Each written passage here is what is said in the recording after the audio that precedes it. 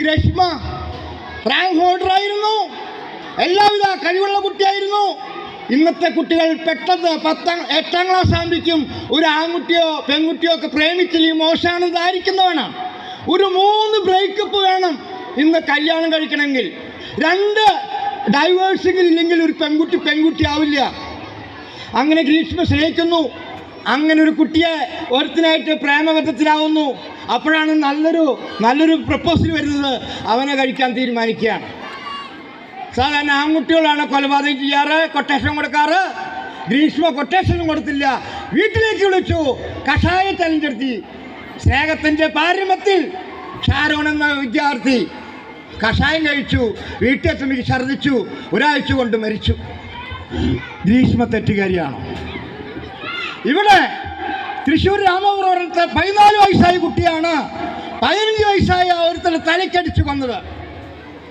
ഇന്നലെ മിഞ്ഞാത് പത്രത്തിൽ കണ്ട വാർത്ത, ഒരു അധ്യാപകനോട് പുറത്തു കിടക്കാൻ കൊന്നിടും എന്നാണ് പറഞ്ഞത്. അത് ആ കുട്ടിയുടെ തെറ്റാണോ? ആ കുട്ടിയെ സസ്പെൻഡ് ചെയ്താൽ അവസാനിക്കുമോ? ഇല്ല എന്നാണ് വാസ്തവം. നമ്മുടെ നാട്ടിൽ നടക്കുന്ന, സോഷ്യൽ മീഡിയയിൽ നടക്കുന്ന, ഹണിറോസ് ഈ ഡ്രസ്സ് ഇടണം, മറ്റോൻ ഈ ഡ്രസ്സിന് കുറച്ച് കാശും സംഭാവന ചെയ്താൽ ഏത് ബോച്ചന്മാർക്കും മഹാമാരായി ഈ കസേരകളിലിരിക്കും, അവരൊക്കെ വിളിച്ചിരുത്തും. ഞങ്ങളൊക്കെ എളുപ്പം, ഞങ്ങളൊക്കെ തനി പൊട്ടന്മാരാവും ചെയ്യും. ഒരു വിലയില്ല ആർക്കും. അതുകൊണ്ട് ഈ പ്രൈമറി വിദ്യാഭ്യാസം 12 വയസ്സുള്ള കുട്ടികളെ നിങ്ങൾ തോണിക്ക് കൊടുത്തോണ്ടോ പള്ളിയിൽ പോയതുകൊണ്ട് മാത്രം പ്രശ്നം പരിഹരിക്കില്ല.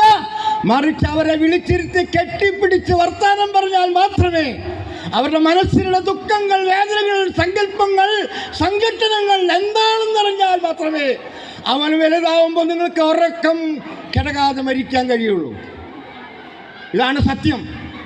ആ സത്യം നിർവഹിക്കാൻ മരിയാപ്പൂർ സ്കൂൾ വലിയ രീതിയിൽ പ്രവർത്തിക്കുന്നുണ്ട്. അങ്ങനെയാണ് എൻ്റെ കുട്ടി ഇവിടെ പഠിപ്പിച്ചത്.